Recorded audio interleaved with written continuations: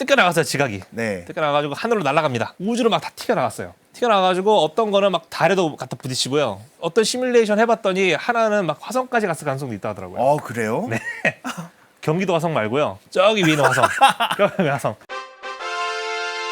인사할 시간도 많습니다. 여러분의 시간을 낭비해드릴 느리지만 쿨한 과학. 랩미팅입니다. 반갑습니다, 교수님들. 반갑습니다. 반갑습니다. 백악기는 1억 3천만 년 전에 시작을 해요. 백악기가 되게 중요한 시대예요. 백악기가 시작되면서 되게 중요한 생물이 등장을 합니다. 뭐죠? 꽃이에요. 꽃이 등장해요. 피자식물 혹은 현화식물이라고도 하는데 지금으로부터 약 대략적으로 1억 한 3천만 년 전쯤에 등장을 해요. 그래서 처음 등장했을 때는 이런 현화식물, 꽃피는 식물들이 전체 식물 종류의 한 5% 이하밖에 안 됐어요. 지금은 사실은 오늘날 식물계의 대부분을 차지하고 있거든요. 90% 이상을 차지하고 있고요. 나중에 사실 백악기 말에는 85%까지 올라가긴 해요. 근데 그게 왜 그런지 이따가 제가 설명을 해드릴 거고요. 올라간다고요? 네, 올라가요. 백악기 때 확 다양성이 높아지고 나중에 거기에 유지가 되면서 오늘까지 오는 거예요. 그래서 최초의 꽃은요 아마도 하얀색이었을 것으로 지금 보고 있어요. 그 색깔은 어떻게 알아요? 이게 재밌는 게 최초 꽃이 어떻게 생겼냐면은 뭐 대략적으로 그리면 약간 이런 식으로 생겼어요. 왜 이걸 하얀색으로 보냐면은 오늘날 살아있는 식물 중에 원시적인 얘들이 수련 종류예요. 수련이 대부분이 하얀색이에요. 그렇네요. 고식물 잎도 학자분들이- 이렇게 얇고. 네, 맞아요. 그래서 당연히 원시적인 꽃 피는 식물도 하얀색 꽃을 만들었을 가능성이 굉장히 크다고 지금 보고 있어요. 그래서 가장 오래된 꽃의 화석 같은 경우는 지금 두 군데에서 나와요. 중국이랑 또 스페인에서 나옵니다. 중국에서는 얼마 전에 되게 과감한 논문을 하나 냈어요. 쥐라기 시대 때 꽃 화석을 찾았다고 했는데 그거는 좀 아니지 그거는 않나요? 조금 이제 약간 신빙성이 좀 떨어지는 내용이었어요. 네. 그래서 아무튼 꽃이 등장을 하게 됩니다. 식물상이 조금씩 변하기 시작해요. 그래서 이 식물상의 변화랑 공룡의 변화가 정말 이렇게 코릴레이션이 있는지, 식물상이 변하면서 공룡상도 막 그거에 맞춰서 변하는지를 연구하신 분이 계시는데 안타깝게도 그 연관성을 찾지는 못했어요. 검룡류를 빼고. 검룡류는 어떻게 연관이 돼요? 검룡류는요, 재밌게도 쥐라기 때 번성했던 식물이 있어요. 소철나무예요. 소철나무. 소철나무. 제주도 가면 볼 수 있어요. 제주도 가면은 네네네. 약간 이렇게 생겼어요. 약간 거친 파인애플처럼 생겼어요. 찔리면 되게 아파요. 그래서 스테고사우루스가 이 가운데 쪽에 자라는 부드러운 잎을 주로 잘 먹었을 거로 좀 보고 있거든요. 네. 왜냐면 검룡류들이 주로 이제 목 쪽에 이렇게 골편이 덮여 있어요. 스테고사우루스가 이렇게 생겼으면은 목 쪽에 이렇게 자글자글한 골편들이 있어요. 그렇죠. 그래서 여기 있는 부드러운 잎사귀를 먹으려면은 고개를 이렇게 숙이잖아요. 이렇게 여기에 있는 뾰족한 잎사귀에 찔릴 수밖에 없어요. 그거로부터 목을 보호해주는 역할이지 않았을까 이렇게 보시는 분도 계세요. 그럴 수도 있겠네요. 네, 가능성은 있을 것 같긴 한데 놀라운 게 소철나무류가 백악기 들어오면서 다양성이 감소를 해요. 근데 그거에 따라서 똑같이 스테고사우루스류, 그러니까 검룡류도 다양성이 줄어들다가 나중에는 그냥 사라져요. 멸종해요. 진짜? 네. 완전히 데이터가 일치를 해가지고 스테고사우루스류, 검룡류 같은 경우는 소철나무에 굉장히 의존을 했을 것으로 좀 보고 있어요. 근데 나머지 공룡들은 그런 거 별로 신경 안 썼을 가능성이 커요. 그냥 마구잡이로 뜯어먹고 살았던 것 같아요. 그래서 백악기 초기에 살았던 공룡들을 한번 살펴볼게요. 얘네들이 이제 공룡상이 어떻게 변했는지를 이걸 보면 좀 알 수가 있을 텐데요. 좋습니다. 한번 보시면요. 이게 지금 백악기의 모습이에요. 많이 우리가 변했죠. 알고 있는 비슷해지는 땅들이 보이기 시작했어요. 쪼개졌고요. 심지어는 곤도와나 대륙도 보면은 밑에 쪼개졌어요. 남미랑 아프리카가 쪼개져가지고 대서양이 좀 보여요. 네. 이 대륙 구조 때문에 또 무슨 사건이 터져요. 그래서 그거에 대해서 이따가 말씀드리겠습니다. 좋습니다. 여기 제가 보여드릴 공룡들이 어디서 나온 얘들이냐면은 1억 년 전에 만들어진 지층이 있어요. 이 미국에 그 클로버리 지층이라고 있거든요. 클로버리 포메이션이라는 데가 있는데 거기에 나오는 공룡들이에요. 여기 있는 공룡들 같은 경우는 연구가 많이 잘 돼가지고요. 보면은 당시에 이제 공룡들이 어떤 종류의 공룡들이 같이 공존했는지를 확인하기 되게 좋아요. 여기 지금 보이는 동물 같은 경우는 조각류예요. 이구아노돈티아에 속하는 동물이고요. 그렇죠. 테넌토사우루스라는 동물이에요. 주로 두 발로 걷고 초식성이고요. 몸 길이의 절반이 꼬리인 되게 독특한 공룡이에요. 대표적인 초식 공룡이고 다음 슬라이드를 보시면은 저는 약간 좀 다람쥐 같다고 생각을 했는데 되게 작은 공룡이긴 해요. 저 공룡이 머리뼈가 제 손바닥만 하거든요. 네. 근데 저 공룡이 보시면은 주둥이 위쪽에 아래로 휘어져 있는 부리를 갖고 있죠. 저 특징이 뭐였는지 혹시 기억나세요? 모르겠어요. 저게 로스트럴본 원시 강룡류예요. 원시 강룡류들이 등장을 합니다. 그리고 다음 슬라이드를 보시면은 과복 공룡들이 다양화되기 시작해요. 그 아킬롭스랑 테넌토사우루스랑 같이 살았던 공룡 중에 사우로펠타라는 공룡이 있었습니다. 전형적인 원시적인 그런 공룡류 형태를 보이고 있죠. 목 쪽을 덮고 있는 그 서피컬 하플링이라는 골편 구조가 있는데 저게 3개의 열로 이루어져 있어요. 또 얘네들을 또 잡아먹었던 공룡이 있어야겠죠. 거대한 아크로칸토사우루스라는 육식공룡이에요. 이전에 살았던 알로사우루스의 친척이고요. 좀 약간 색다른 육식동물을 보여드릴게요. 이런 얘들을 많이 볼 수 있게 돼요. 얘는 지금 데이노니쿠스라는 공룡인데 드로마이오사우루스과에 속하는 육식공룡이죠. 영화 쥐라기 공원에 나오는 벨로키랍토르가 네. 이 공룡에서 따온 거예요. 원래 벨로시랍토르가 그때 당시에 고증이 잘못돼서 그런 건 아니고. 그냥 분류 잘못해가지고 저거를 벨로키랍토르로 분류해버리는 바람에 그 영화에서 그렇게 나가버렸어요. 그래서 저런 이제 깃털 달려있는 수강류들이 지구 곳곳에서 많이 볼 수가 있었어요. 저는 드로마이오사우루스과뿐만 아니라 기억나시는지 모르겠지만 오비랍토로사우루스과 주둥이에 부리를 갖고 있는 애들, 그 다음에 트로오돈과, 그 다음에 오르니토미모사우루스류 타조 공룡, 걔네들이 북반부에 번성을 하게 됩니다. 그리고 그 중에 이제 드로마이오사우루스과가 유일하게 남아메리카로 나중에 진출을 하게 돼요. 근데 보시면은 아시겠지만 제가 지금 보여드린 공룡들 있죠. 그 클로버리층에서 나오는 공룡들 보시면은 초식 공룡들 보시면은 대부분이 다 조반류예요. 조반류의 종 다양성이 엄청나게 늘어나기 시작해요. 백악기 때부터. 그럼 용각류는 어디 갔나? 옛날에는 용각류들이 백악기 때 거의 절멸했다고 생각을 했었는데 요즘은 그렇게 보진 않아요. 용각류들도 많이 발견이 됐어요. 그래서 이 클로버리층에서 나온 그 용각류 하나를 제가 보여드릴게요. 넘어가 사우로 포세이돈이에요. 이름 포세이돈. 멋있지 않아요? 바다의 신. 바다의 신이죠. 또 다른 직업이 있었죠. 땅의 신이기도 할 거예요. 지진의 신. 그래가지고 도마뱀 포세이돈 해가지고 이런 그 당시에 겸직을 했네요. 네, 겸직을 했었죠.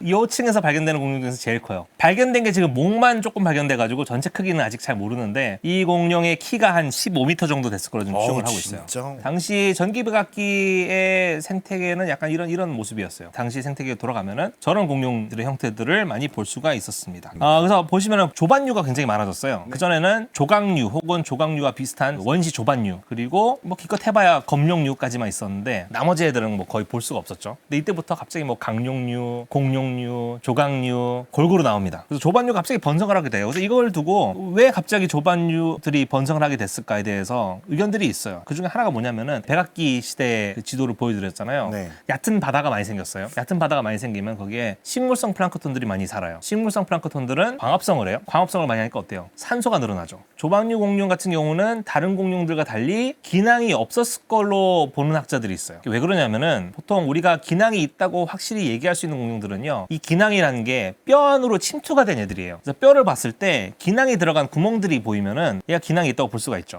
그렇겠죠. 근데 조반류 공룡들은요, 이 기낭이 들어가 있는 구멍들이 안 나와요. 그래서 뭐 다른 가능성도 있어요. 기낭이 있긴 있었는데 대신에 얘네는 이 기낭이 뼈 안으로 침투를 안 했다고 해석할 수가 있는데, 근데 일단은 뼈에 기낭에 침투 흔적이 없기 때문에 기낭이 없다고 보시는 분도 계세요. 갑자기 사용할 수 있는 산소량이 많아지니까 그거에 힘입어서 갑자기 그 얘네 진화에 영향을 미치지 않았을까 이렇게 보시는 분도 계세요. 혹은 이제 이전에 살았던 가장 번성했던 애들 있죠. 용각류. 얘네들과의 먹이 경쟁에서 이겨가지고 얘네들이 따로 번성한 게 아닌가 이렇게 보시는 분도 계시고, 사실은 뭐 아직 잘 몰라요. 그냥 단순히 식물상이 변화해가지고 거기에 맞춰서 운이 좋게 얘네들이 그냥 번성했을 가능성도 있고요. 이것도 하나의 수수께끼 중 하나예요. 제가 백악기 지도를 다시 한번 그려볼게요. 여기 북아메리카 대륙, 유럽은 이제 물에 조금씩 잠겨 있고요. 네. 아시아 이렇게 있고, 남미 있고, 아프리카 있고, 인도는 조금 띄어져 있고, 호주랑 남극이 아직 붙어 있어요. 여기 지금 적도예요. 적도인데 여기 지금 땅이 아무것도 없어요. 근데 여기 해류가 흘러요. 해류가 흐릅니다. 근데 원래 해류가 흐를 때는 이게 갑자기 뭐 이렇게 땅이 있어가지고 땅을 만나면은 남극으로 간다든지 북극으로 간다든지 해가지고 순환이 돼야 돼요. 그렇죠. 순환이 되면서 극지방에 있던 차가운 물이 또 이제 적도로 내려가고 적도지방 물이 올라가고. 그렇게 돼야 되는데, 이 대륙들이 적도를 기준으로 해서 완전히 분리가 되는 바람에 그 적도만 계속 빙글빙글 도는 해류가 생겨나요. 그래서 이거를 적도 회전 해류라고 부릅니다. Circumequatorial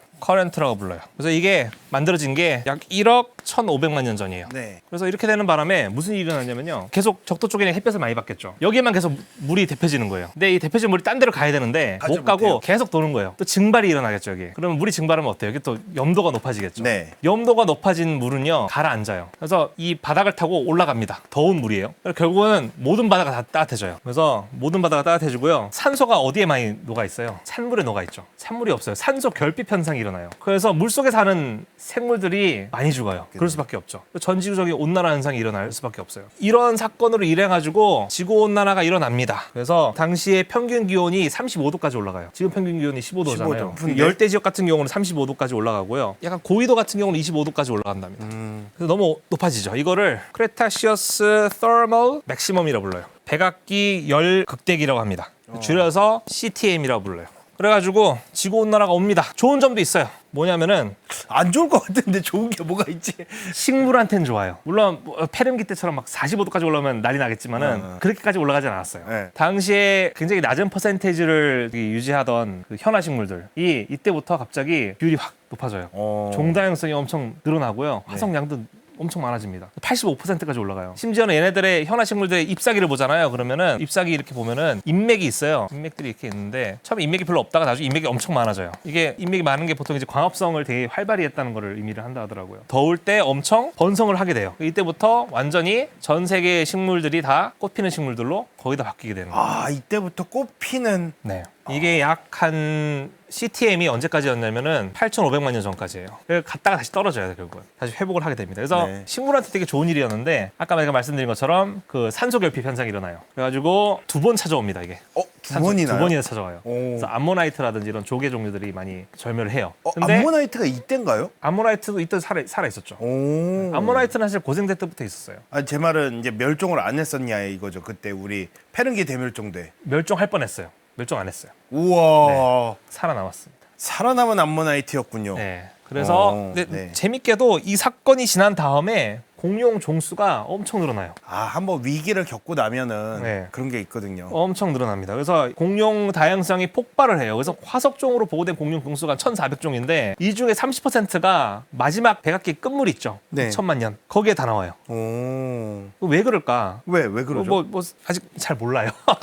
모릅니다. 근데 이게 데이터가 별로 없어요. 너무 오래전 일이어가지고. 그래서 일단 뭐 세 가지가 있죠. 뭐 대륙 분포 때문이었을 것이다. 네. 대륙이 많이 이렇게 나눠져 있잖아요. 그럼 네네. 어떻게 해요? 종분화가 더 많이 일어날 수밖에 없죠. 그렇죠. 다양한 기후 때문이었을 것이다. 그래도 사실 이어져 있죠. 대륙이 많이 분포돼 있으면은 다양한 기후대들이 만들어져가지고 다양한 동물들이 진화를 하겠죠. 그리고 그렇죠. 다양한 기후대가 있으면 또 뭐 어때요? 다양한 식물들이 각 기후대마다 진화할 거 아니에요. 네. 그 식물상에 맞춰가지고 또 얘네들이 또 다양해지지 않았을까. 어. 뭐 이렇게 보기도 해요. 사실 정확하게 뭐다라고 얘기하려면은 이제 데이터가 있어야 되는데 그것들을 이제 학자들이 하고 있죠. 그래서 이때 조각류 중에 하드로사우루스과가 이때부터 엄청 다양하게 되고요. 람베오사우루스 악과라든지 저기 연부 조직의 벼슬 갖고 있는 사우루루푸스 악과, 그다음에 공룡류 중에서 안킬로사우루스 악과가 또 이때부터 많이 종수가 많이 다양해지고요. 네. 케라톱스과 강룡류 중에서 케라톱스과 어. 얘네들도 엄청 많이 진화를 하게 됩니다. 네. 그리고 이제 곤도아나 대륙 이 아래쪽 같은 경우는요 용각류 중에서 티타노사우루스류들이 여기 밑에서 많이 번성을 하게 돼요. 그래서 이게 백악기의 끄트머리예요. 그래도 그 백악기 끄트머리에 살았던 공룡들이 어떻게 생겼는지는 한번 구경해야죠. 보고 가야겠죠. 가야죠. 그래서, 네, 보시면은 여기서 먼저 남미부터 볼게요. 남미 대륙에 그러니까는 지금의 아르헨티나에 그 엘렌 포메이션이라는 데가 있어요. 네. 엘렌층인데 지금으로부터 6,900만 년 전에 만들어진 지층이에요. 그래서 여기에서 발견된 공룡들이에요. 얘는 아우스트로랩터라고 하는 애인데 벨로키랍토르에 가까운 친척 중 하나예요. 드로마이어사우루스과에 속하는 공룡인데 보시면은 주둥이가 길쭉해졌죠. 길쭉해지고 아마 물가에서 물고기를 잡아먹지 않았을까 이렇게 보시는 분도 계세요. 네. 그리고 이 티라노 아니에요? 티라노 아닙니다. 얘는 완전 티라노사우루스는 코일루로사우루스류에 속하는 동물이고요. 네. 얘는 지금 케라토사우루스류에 속하는 애예요. 카르노타우루스의 근현종이라고 보시면 돼요. 와, 되게 보통 그림으로 잘 안 그리는 희한한 뒷모습을 보여주는. 멋있게 잘 그렸죠. 약간 카툰식으로 잘 그린 것 같아요. 네. 그래서 그 다음에 보여드릴 공룡은요, 보나파르테니쿠스라고 해서 얘는 이제 알바레즈사우루스류. 와, 얘는 완전 사진 찍은 것 같아요. 그죠. 잘 만들었죠. 이거. 와. 3D 모델링을 해서 만든 거예요. 얘는 보나파르테니쿠스고요. 보나파르테사우루스라는 공룡도 있어요. 다음 슬라이드를 보시면은 당시에 번성했던 하드로사우루스과. 보면 보나파르테라는 이름이 자주 등장하죠. 네네네. 그게 되게 그 아르헨티나에서 유명한 공룡학자세요. 어. 네, 호세 보네파르테라고. 그래서 그분이 카르노타우루스를 명명하신 분이에요. 학계에서 굉장히 유명하신 분입니다. 엄청나네요. 다음은 이제 아프리카로 가보겠습니다. 아프리카 네. 이집트로 가볼게요. 이집트에도 공룡이 나온다. 근데 백악기 끄트머리에 살았던 애들은 연구가 많이 안 됐어요. 지금 두 종을 보여드릴 텐데 쿠이세르 포메이션이라는 데에서 발견된 애들인데 7,200만 년 전에 살았던 애들이에요. 좋습니다. 맨 처음에 보여드릴 게 티타노사우루스류에 속하는 그 만소우라사우루스인데 만소우라. 약간 진짜 이집트식 느낌이 약간 나죠? 딱 봐도 몸통 너비가 크죠. 전형적인 티타노사우루스고요. 웬만하면은 인류 역사에서 이집트가 웬만하면 원조거든요. 네. 근데 공룡은 아니네요. 그리고 또 재밌게도 다음으로 소개할 소개할 공룡은 이빨만 발견되긴 했는데 2층에서 스피노사우루스라고 하는 공룡의 이빨이 나온 적이 있어요. 이건 사실 스피노사우루스의 복원도를 가져오긴 했는데 저렇게 생긴 공룡 알죠? 네, 아시죠? 그래서 저 공룡의 이빨 특징이 뭐냐면은 꽃갈 형태예요. 그 물고기를 잡아먹기에 적합한 이빨을 갖고 있어요. 그래서 그런 이빨들이 나왔어요. 그래서 아직 몸체는 안 나왔는데 아마 발견이 된다면 신종이겠죠. 스피노사우루스과의 종 자체가 보호된 적이 없기 때문에 저런 공룡도 살았습니다. 그리고 이제 아시아로 가볼게요. 아시아의 후기 백악기를 대표할 수 있는 곳이 몽골이에요. 몽골의 네메게층에 가면요. 네메게층은 지금으로부터 약 7천만 년 전에 형성이 된 지층이에요. 이제 다 와가요. 7천만 년 전에 형성된 지층인데 보면은 대표적인 종 4종류를 제가 가져왔어요. 와, 여러분들 이 사진 이거 진짜 최유식 작가님의 최유식 작가님 그린 거예요. 명작. 여러분들 네이버 스토어에 모어 사이언스 검색해서 치시면 타르키아 투마노바의 포스터를 보실 수가 있습니다. 거의 마지막 시기에 살았던 안킬로사우루스과에 속하는 공룡류예요. 멋있다. 그 얘네들을 또 노렸던 육식공룡이 있겠죠. 타르보사우루스라는 공룡이에요. 티라노사우루스에 가까운 친척이에요. 얘는 약간 펠리컨처럼 턱이 불어날 것 같은. 턱 밑에 저런 넓적한 그런 목주머니 네. 피부 화석이 발견됐다는 기록이 있긴 있어요. 근데 그게 자세히 연구도 되지 않았고 훼손이 됐을 거라고 하더라고요. 그래서 그 뒤로는 저 부위가 화석으로 발견되지 않아가지고. 아무튼 저기 티라노사우루스에 가까운 친척 중 하나고요. 어떤 그 학자 같은 경우는 타르보사우루스를 그냥 티라노사우루스 한 종류로 보시는 분도 계세요. 굉장히 비슷하게 생겼습니다. 네. 그 다음에 또 다음 공룡 보여주시면은 같이 공존했던 것 중에 사우롤로푸스, 대표적인 하드로사우루스과 공룡이고요. 저 지층에서도 자주 발견되는 공룡 중 하나가 또 뭐냐면은 이런 오비랍토로사우루스류. 약간 공작새 닮았네요. 네. 실제로 저렇게 꼬리 쪽에 있는 깃을 이용해서 과시를 하지 않았을까 이렇게 보고 있긴 해요. 왜냐면 꼬리를 잘 올릴 수 있게끔 뼈 구조라든지 이런 것들이 발달돼 있거든요. 네네. 그래서 몽골의 대표적인 공룡 제가 이렇게 뽑아왔고요. 자, 이제 마지막으로 북아메리카 대륙. 가야죠. 대륙의 마지막 공룡들을 제가 보여드릴게요. 얘네는 진짜 6,800만 년 전에서 6,600만 년 전까지 살았던 애들이에요. 거의 끝이네요. 끝까지 갔던 애들이에요. 돌이 하늘에서 떨어지는 거 본 애들이에요. 뭔가 하다가 그냥 뭐가 온다? 뭐지? 네. 그렇습니다. 그래서 그 공룡들을 볼게요. 다 유명한 애들이에요. 파키케팔로. 네. 박치기 하면 대표적인 후드류고 지금까지 발견된 후드류 중에서 제일 커요. 기네요. 꼬리까지 하니까 진짜 엄청 기네.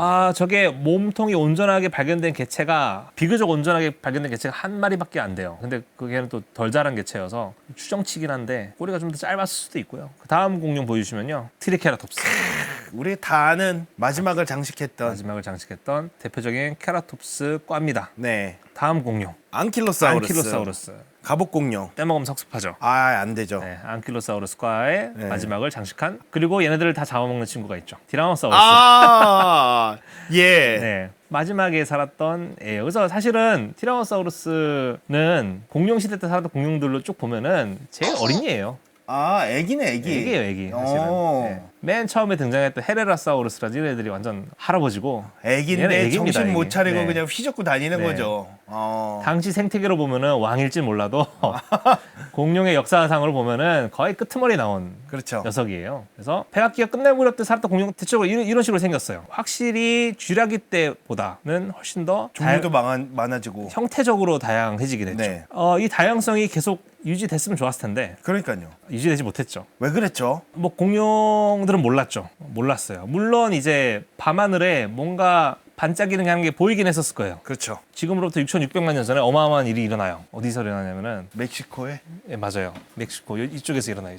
이쪽에서 일어납니다. 그렇죠. 우주에서 돌덩어리가 날라와요. 이거죠, 이거. 삐용 해가지고 이렇게 날아가는 거죠, 진짜로. 얼마나 큰 소행성이었냐면은 지름이 약 10km 되는 소행성이었어요. 이게 지름 10km면은 진짜 어마어마한 에베레스트 산만한 거예요. 산이 떨어진 거예요. 산이 떨어진 거예요. 그것도 총알보다 몇 배나 빠른 속도로. 몇 배나 빠른 속도로. 네. 그리고 부딪히면서 거기에 발생한 에너지가 히로시마 원폭의 10억 배. 근데 이게 우리가 비교할 수 있는 게 히로시마 원폭밖에 없어서 그렇지 10억 배 정도 되면은 감이 예. 없는 거거든요. 근데 사람들이 또 궁금한 게 그거예요. 이게 소행성 충돌 한 건 알겠는데 네. 돌이 위에서 떨어진 거랑 공룡의 왕국이 멸망한 거랑 뭔 상관이에요? 뭔 상관이에요? 여기 떨어진 건 여긴데 그렇죠. 왜 여기는 얘도 죽고 여기는 얘도 죽냐 하는데 그렇죠. 그거에 대해서 설명해 드릴게요. 네. 이게 하필이면 떨어질 때 북쪽 방향으로 해가지고 30도 각도로 떨어졌어요. 이렇게 와. 팍 먹은 거예요. 이렇게 팍 박았어요. 이렇게. 상상을 해보세요. 근데 여러분 지금 모래사장에 있어요. 발을 그냥 이렇게 위에서 찍는 거랑 비스듬하게 해서 팍 발을 찍는 거랑 결과가 달라요. 그죠? 발을 비스듬하게 해서 모래 이렇게 팍 찍으면은 밑에 있던 모래가 다 튀겨 나가잖아요. 그렇죠. 그런 경우에요. 비스듬하게 지켰잖아요. 운석 자체는 충돌하자마자 다 증발했어요. 어쩔 수가 없죠. 다 증발하고요. 엄청나게 높은 에너지라서. 에베레스트 산이 증발해버려요. 네. 그리고 여기에 있던 지각의 일부분이 뜯겨 나가요. 일부긴 한데 날아간 암석들이 아마 부피로 치면은 에베레스트 산 약 30개 정도라고 하더라고요. 와. 뜯겨 나갔어요, 지각이. 네. 뜯겨 나가지고 하늘로 날아갑니다. 우주로 막 다 튀겨 나갔어요. 튀겨 나가지고 어떤 거는 막 달에도 갖다 부딪히고요. 달에도 이렇게 막 운석구도 만들고. 와 진짜 그 정도까지 날아갔어요? 네. 달까지? 그리고 어떤 시뮬레이션 해봤더니 하나는 막 화성까지 갔을 가능성도 있다 하더라고요. 아 그래요? 네. 경기도 화성 말고요. 저기 위에 있는 화성. 저기 화성. 그래서 근데 대부분은 다시 어디로 오겠어요? 지구가 중력이 있는데 센데. 지구로 다시 돌아올 거 아니에요. 그렇죠. 근데 지구는 또 대기권이 있는데 불타면서 오겠죠. 불타면서 오는데 또 지구는 또 가만히 있나요? 자전을 하죠. 네. 불타서 이렇게 떨어지는 돌들이 여기도 떨어지고 저기도 떨어지고 사방에 떨어지는 거예요. 아. 그 파편이 우주로 올라갔다가 다시 다 떨어지는구나. 네, 다 떨어져가지고 이것도 컴퓨터 시뮬레이션으로 돌려본 결과인데 운석 충돌하고 1시간쯤 됐을 때 전 세계 모든 숲이 다 탈 수 있다 하더라고요. 아 그래요? 네, 그렇게 되면은 이게 숲에 사는 동물들이 되게 많을 텐데 다 어떻게 되겠어요? 다 타죽거나 도망치는 애들도 있겠죠. 해변 쪽으로. 그래서 네. 해변 쪽으로 막 도망칩니다. 도망쳐도 살 수가 없는 게 하필이면 운석이 떨어진 데가 얕은 바다였어요. 맞아요. 그러면 해일이 일어나겠죠. 그래서 이것도 컴퓨터 시뮬레이션으로 돌려봤더니 해일이 막 여기도 갔다가 저기 갔다가 막 그냥 태평양 다 넘어가고 갔죠. 다 가요. 다 가. 가는 게 아니라 지구를 몇 바퀴를 돕니다. 네. 한 번 도는 게 아니에요. 네. 그래서 더 놀라운 거는 여기에 운석구를 주변으로 해가지고 여기 북아메리카 대륙이 있고 남미 있고 유럽 있고 하잖아요. 여기에 뭐가 나오냐면은 해일이 오면은 물만 오는 게 아니라 바닥에 있는 그런 퇴적물을 뜯어가지고 또 덤핑도 하거든요. 그걸 스나마이트라고 불러요. 쓰나마이트. 네, 스나마이트라고 불러요. 오. 그런 구조들이 여기서 나와요, 이렇게. 그래서 또 추정치긴 한데 그때 당시에 일어났던 해일의 높이가 막 63빌딩 예, 되지 않았을까? 엄청 한 몇십 미터? 100미터까지 갈 수도 있었다고 하더라고요. 근데 맞아요. 사실은 이것보다 생물을 더 많이 죽인 게 있습니다. 뭐냐면은 여기서 나온 먼지예요. 먼지가 대기권으로 올라가서 안 내려와요. 10년, 20년 동안 안 내려와요. 먼지가요? 먼지가 안 내려옵니다. 내려오지 좀. 안 내려와요. 안 내려옵니다. 그래서 갑자기 온 세상이 시커매진 거예요. 계절이나 뭐 이런 것도 없이 그냥 핵겨울이 핵겨울. 네, 핵겨울. 핵겨울이 찾아온 거예요. 아까 봤잖아요. 공룡도 되게 따뜻한 데에 살고 있었어요. 네. 더운데 심지어 더운데 살고 있어요. 네, 더운데 살고 있었어요. 근데 갑자기 핵겨울이 왔어요. 식물 같은 경우는 광합성 못 하겠죠. 생태계가 붕괴를 해요. 되게 무서운 거예요. 생태계가 붕괴를 한다는 게. 맞아요. 다 싸그리 그냥 망하는 거예요. 아, 그리고 소행성이 충돌한 그 시기를 또 추정을 했어요. 학자들이. 이 소행성이 충돌해가지고 여기에 만들어진 해일에 의해 가지고 쌓인 층이 있어요. 여기에 물고기 화석들이 나와요. 오. 그래서 물고기의 비늘을 잘라봤어요. 자르면은 물고기 비늘에 성장선이 있어요. 그래서 보통 짙은 성장선이 있는 곳이 뭐냐면은 약간 그 겨울 잘 안 자라는 때고요. 약간 허연 부분이 있죠. 줄과 줄 사이, 나이와 나이테 사이. 거기는 이제 봄, 여름, 가을 여기가 속하겠죠. 근데 운석 충돌 지점에서 이렇게 날아간 물고기들의 비늘을 다 썰어봤더니 이 나이테가 생기고 얼마 지나지 않은 상태였던 거예요. 그래서 이걸 연구하시는 분들은 아, 운석 충돌한 게 봄이었을 것이다. 그렇게까지. 네, 추정을 했어요. 공룡의 시대는 봄에 끝났어요. 아. 해양 생물들도 많이 죽어요. 이때. 제일 대표적인 게 뭐 모사사우루스 같은 해양 파충류라든지 네. 이런 애들이에요. 근데 걔네들은 왜 죽었냐는 거예요. 풀도 안 먹는데. 근데 바다에 뭐가 살아요? 해양성 플랑크톤들이 살잖아요. 플랑크톤들이 햇빛이 있어야 되는데 다 그렇죠. 죽어버리면은 얘네도 생태계가 붕괴하는 거예요. 암모나이트도 죽으니까 암모나이트들 중에 또 플랑크톤 먹는 애들도 있었지만은 그렇죠. 암모나이트의 새끼가 또 플랑크톤의 형태로 살아갔어요. 아 네. 그래요? 그러니까는 얘는 아예 대가 끊기는 거예요. 그러니까 암모나이트가 당시 백악기 생태계의 거의 중요한 먹이원이었는데 해양 생태계. 해양 생태계. 네. 암모나이트가 죽으니까 어때요? 바다 생태계 그냥 완전 완전 대붕괴죠. 대붕괴죠. 그러네요. 그래가지고 결국에는 한 20년 후에 먼지가 거쳐요. 약 20년 후에 남아있는 게 거의 없겠죠. 당시 공룡 종의 95%가 멸종했어요. 5%가 살아남았는데 그게 조류예요. 조류는 살아남았어요. 조류는 왜 살아남았냐면 당시에 살았던 조류들은요 뭘 먹었냐면은 씨앗이라든지 이런 걸 먹었어요. 생먹이를 안 먹었어요. 아 그래요? 지금은 조류들이 생먹이 먹잖아요. 네. 근데 당시 살았던 조류들은 아마도 씨앗이라든지 이런 것들을 주로 먹지 않았을까 보고 있어요. 씨앗 같은 경우는 사실은 핵겨울이 와도 땅속에 숨어 있잖아요. 그렇죠. 그런 것들을 주워 먹으면 되니까 버틸 수가 있는 거예요. 포유류는 몸집이 작기 때문에 먹을 게 별로 없어도 적은 먹이로도 살 수가 있는 거고요. 사실 이게 백악기 말 대멸종 사건이 되게 재밌는 게 네. 지금까지 수많은 대멸종 사건들이 있었는데 제일 짧은 시간 안에 일어난 대멸종 한 사건. 방에 일어난 거죠. 한 방에 일어난 거예요. 예를 들어가지고 페른기 대멸종 사건 같은 경우도 제가 뭐 이렇게 되게 드라마틱하게 말씀드리긴 했는데 몇 천만 년 동안 진행이 된 거기 때문에 네. 정작 거기 살아있는 동물들은 막 갑자기 막 머리가 띵해 못 느낄 수도 있어요. 이미 여러 세대가 지난 후기도 하고 그쵸. 점진적으로 환경이 변화한 거다 보니까는. 근데 네. 이거는 완전 이건 대재앙이죠, 이거는. 이거는 진짜 지구의 재앙이 떨어진 거예요. 네. 당시 생물의 75%가 죽었죠. 죽어요. 네. 근데 이거 보세요. 소행성 충돌했는데 75%가 죽었는데 지구온난화 때 96%인가 죽어요. 네. 그래서 지금 현 상황에서 봤을 때는 소행성 충돌보다 무서운 게 지구온난화예요.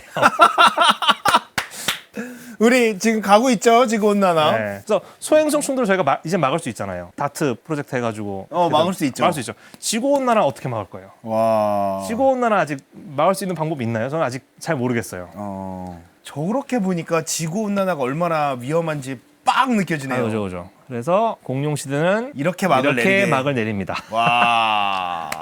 아, 멸망은 한순간이다. 한순간이었어요. 멸망은 한순간이다. 와. 인사할 시간도 많습니다. 여러분의 시간을 낭비해드릴 느리지만 쿨한 과학 랩미팅이었습니다. 감사합니다, 교수님들. 감사합니다.